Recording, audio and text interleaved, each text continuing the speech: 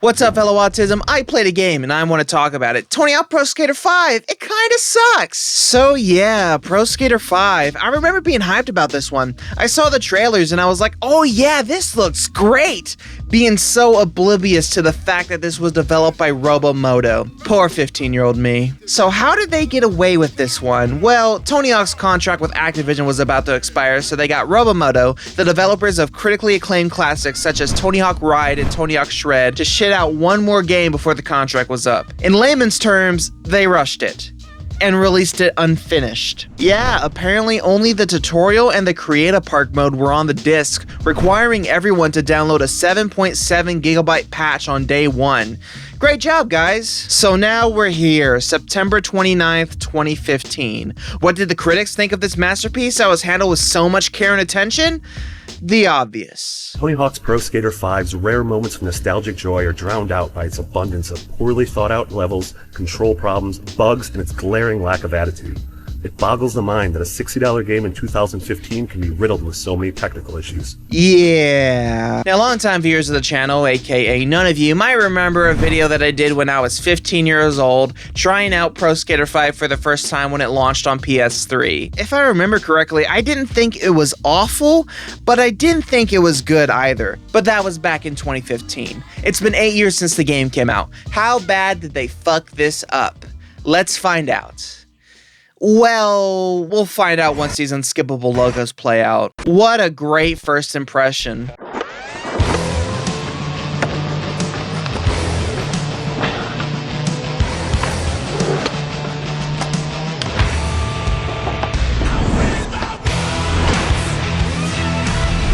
Wow, a proper intro this time. This is what I'm talking about. A nice hyped up intro that's supposed to get you pumped. It's too bad that, you know, I'm playing Pro Skater 5. So here we are, Tony Hawk's Pro Skater 5. And of course, the menu is also choppy. We haven't seen you around here. Would you like a refresher course on the basics before we get shredding? Okay, sure. Alright, let's begin the tutorial. Let's head up to this marker, hold square, and see what happens. Okay. Why did it freeze? Okay, so am I gonna get taught the basics or what? I guess not. What a start. The tutorial was already broken the moment I started up. Absolutely wonderful. A restart fixed it, unfortunately. So the tutorial basically goes over the controls and shows off the new mechanics and stuff. They've changed since Pro Skater HD. Auto push is gone, so you either have to push R2 or RT, or hold the Ollie button to accelerate. You know, instead of having the game do it for you like it used to. Whatever. New in Pro Skater 5 is the slam button, a very unpopular feature. The grind button now slams you down to the ground. Why was this necessary? Like, okay, I got used to it from playing this filth over the years, but I know this has gotten in the way of a lot of other people. At the end of the day, it's all about timing, but the slam button is still an unnecessary addition that makes the wonky physics feel more wonkier. Wall rides are now janky. Instead of holding the grind button while ollieing at a wall at an angle, you instead just ollie at a wall at an angle. This can be a huge issue if you have some muscle memory from playing the previous games, as you can accidentally slam down instead of wall riding thanks to the slam button. It's not terrible given the situation, but it does take some time getting used to. Wall plants are back, and so are spine transfers. Yay! Now then, special tricks. Yeah, they ruined it. So you fill up your special meter, which by the way fills up very slowly now for some reason. You end your combo, very important, and then press L1/LB to activate special mode. Why? Why did they think this was a good idea? The old way was perfectly fine. What was wrong with that? Why do you have to drop your combo in order to activate it?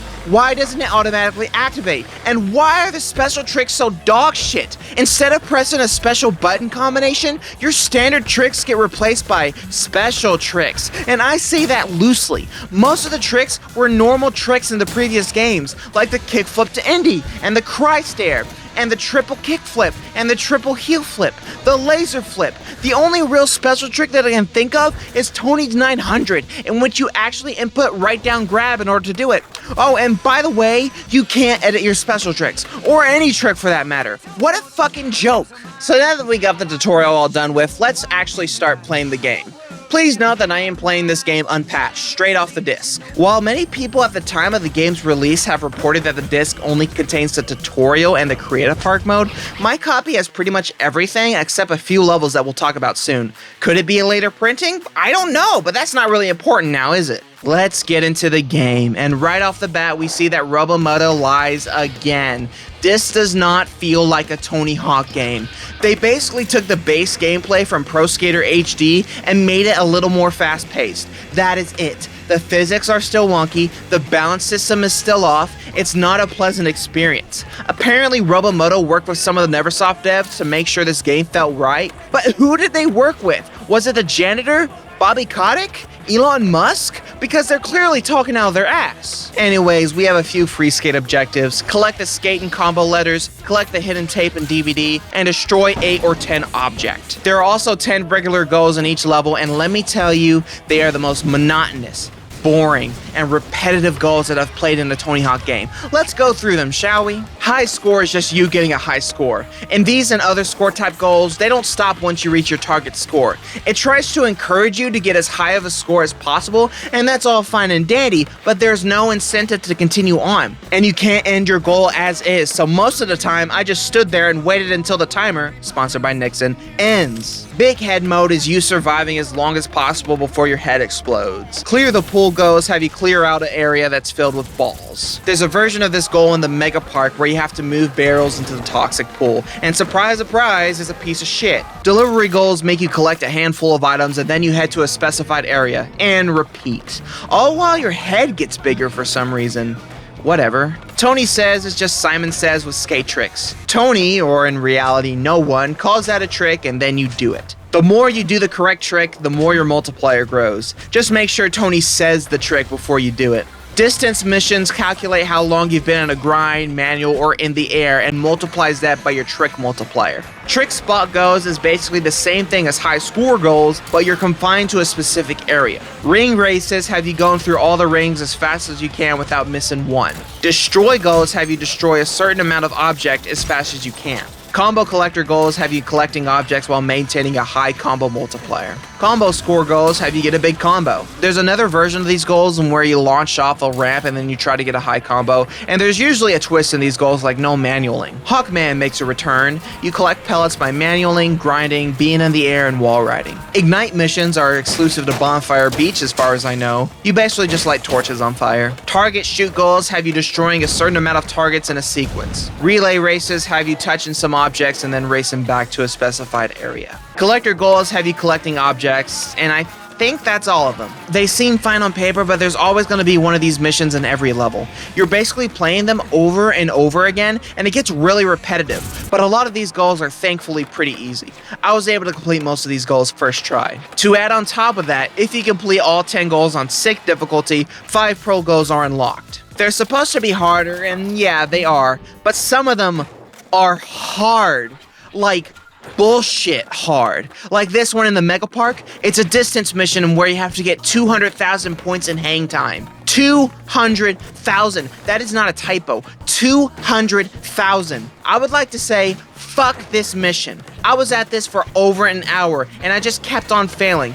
I did all the goals in one sitting, so I didn't upgrade my stats until I completed a level. And I'll tell you, this was probably a mistake. I just kept losing my balance on my manuals. I eventually did it though. Take that, bitch. Some of the Hawkman goals were a little challenging as well, like this one in Bonfire Beach. A lot of these are just tests of balance. Again, these are the same repetitive goals. There is no variety in any of them. So, how about the levels? Well, you have 7 unimaginative, compact, boring levels that all look like they've been made with a Creative Park feature. I'm not kidding. We start out in the barracks, a pretty iconic skate spot in real life, and honestly, this might be one of the best levels in the game, and that's not saying much. Bonfire Beach is one big empty space with a fire pit. There's also Venice Beach from Pro Skater 2 in the background, reminding me that I could be playing a much better game right now. School 3 is one big slap in the face. That Australian guy was right. This is School 1.5. They took School 2 and butchered it. It's small and barely skatable. Mega Park is another small and compact level that's filled with ramps and nothing else. There's also an underground area, but again, bowls and ramps. The rooftops has nothing to it either. There's rails, a construction area, and some pools, but that's about it. The bunker basically took the warehouse from Pro Skater 1 as a base, took everything out, and then put ramps everywhere. It's not the worst level though, trust me. The final level is the asteroid belt, and holy shit, this is awful. It's another empty wasteland. Do you see what I'm talking about? The levels feel like they're copied and pasted from one another. And to add on top of that, there are no pedestrians, no cars, no NPCs, no other skaters. It's just you alone all by yourself. There was 20-player online multiplayer, but now that the servers are down, you're all by yourself. Where is the personality? Oh wait, there is none. But wait, there's power-ups. Wow, get excited. Do they do anything significant or useful? Hell no! Bonfire Beach has your board lit on fire so you can grind this one rail that's part of the map. School 3 has an electricity thing, which lets you fling these giant balls around. The Mega Park has this giant power-up, only useful for going into the underground section by slamming this gate. The rooftops power-up lets you double jump, and the asteroid belt has moon gravity. Something that is only really fun if it's like an unlockable cheat code or something, not a part of the main game. The barracks and the bunker both don't have power-ups for some reason. So yeah, they're all underwhelming. One of the biggest complaints of Pro Skater 5 on launch was how glitchy it is. There's a lot of glitch compilations on YouTube, and trust me, they're very entertaining. But I will say this. I didn't experience that many glitches during my playthrough, and the ones that I did experience were mostly triggered on purpose, like doing a backflip through the floor. There was a glitch I experienced where decals disappeared whenever I landed a trick, but other than that, there wasn't anything major.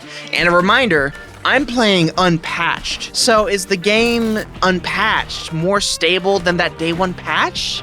I guess so. So let's go ahead and update the game. Version 1.07. Right off the bat, you'll see some UI changes and the frame rate is a little more stable. You can toggle an option that changes the slam button to be a double tap instead of a single tap, so that's good for people who are still being off-putted by the slam button being the grind button. But that's about it for these so-called improvements. There's also 3 new levels: Mountain, the Wild West, and the Underground. Mountain isn't bad, honestly. It's a downhill level that's pretty packed with stuff. It's probably the best level in the game other than the barracks. Its power-up is the Ice Manual, which lets you go faster while manualing. The Wild West keeps the tradition alive by being a shitty level. There's ramps and that's about it. Also, one of the goals starts out like this.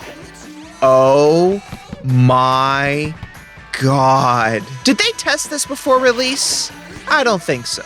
The power-up here makes you small so that you can go into the underground mine, and that's about it. The underground is a huge level, but it's still tightly compacted and it doesn't flow very well. Also, the frame rate on this level is incredibly unstable.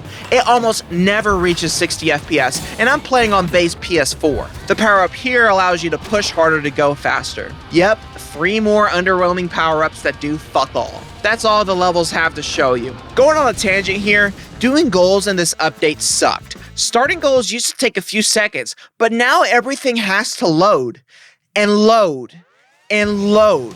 What happened? Cue the obscure YouTuber references. In Pro Skater 4, starting goals was a breeze. You see a guy, you talk to him, immediately the mission starts. You see a guy, you talk to him, immediately the mission starts. You see a guy, you talk to him, immediately the mission starts. You see what I mean? You didn't have to deal with this loading bullshit. What a shame. I completed every goal on sick difficulty and beat all the pro missions, but do you get anything? No. No cheat codes, no unlockable skaters, no bail videos, no pro videos, no behind the scenes videos, no nothing. So was Robomoto a boring company? I guess so. Neversoft's games had some kick-ass FMVs that added to the game's charm and value. There was a kickflip contest, the devs skating, bloopers, and a lot of fun stuff.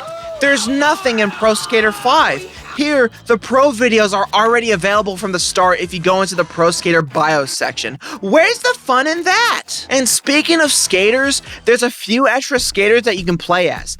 King Graham from King's Quest is here, whoever the fuck he is. He's locked. And to unlock him, you have to play a King of the Hill match online. And the servers are shut down. So yeah, Graham is impossible to unlock. Not that you wanted to play as him anyways, because there's also Lil Wayne, Tyler the Creator, and the Ninja Turtles. I guess if you dreamt about seeing the turtles skate, then here you go. There, woohoo. Now then, let's talk about the Creative Skater. I'm a little late, I know. So here's the thing. Creative Skater doesn't even exist. That's right, you can only play as a pro skater, but you can swap out their heads and their bodies.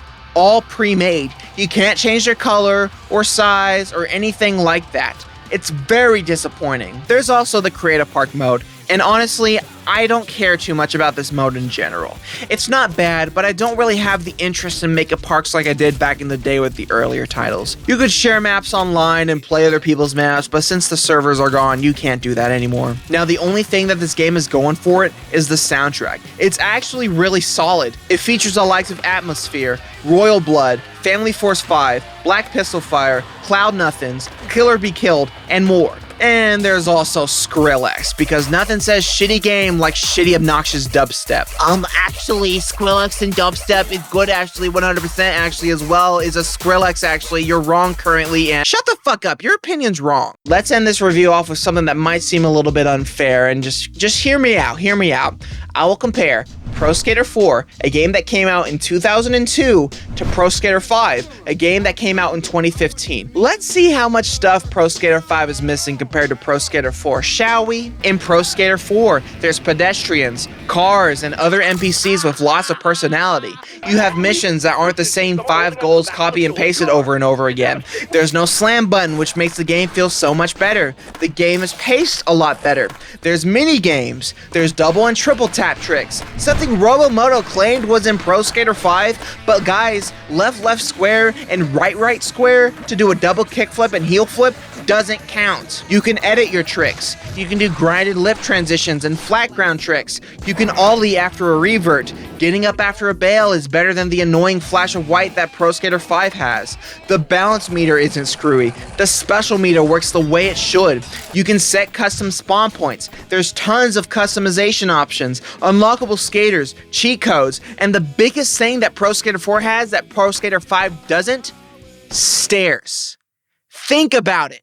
Pro Skater 5 has no stairs. How can we have a skateboarding game without stairs? I could bear the shitty level design. I could bear the uninspiring, lazy, repetitive goals, but not having stairs is the final straw. Tony Hawk's Pro Skater 5 gets a 1 out of 5. The fact that this retailed for $60 just infuriates me. This is not worth $60, it's not worth $6. This game is a piece of shit, and it shows how little the developers cared about making a good Tony Hawk game. Fuck this game. Before I hop off, let's take a look at the Xbox 360 and PS3 versions.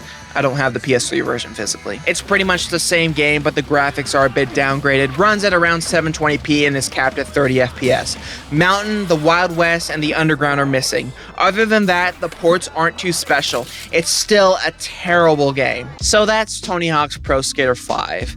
Avoid it. Like the plague, it is not worth your time. So what's your thoughts on Pro Skater 5? Let me know in the comments below. Thank you so much for watching. I hope you enjoyed this video as much as I did. And if you did, give this video a thumbs up. And if you're new to the channel, subscribe and hit the bell so you don't miss anything. Join my Discord server in the link below. And if you're interested in old school G4 Tech TV or other VHS goodies, check out my other channels, Enun and Enun2. I also did a review on Skate It, an underrated Wii skateboarding game. It's a skate game. It's a skate game, but on the Wii. So check it out. I got some videos cooking, so I hope I can get those up soon. So yeah, thank you for watching, and I'll see you next time. Bye.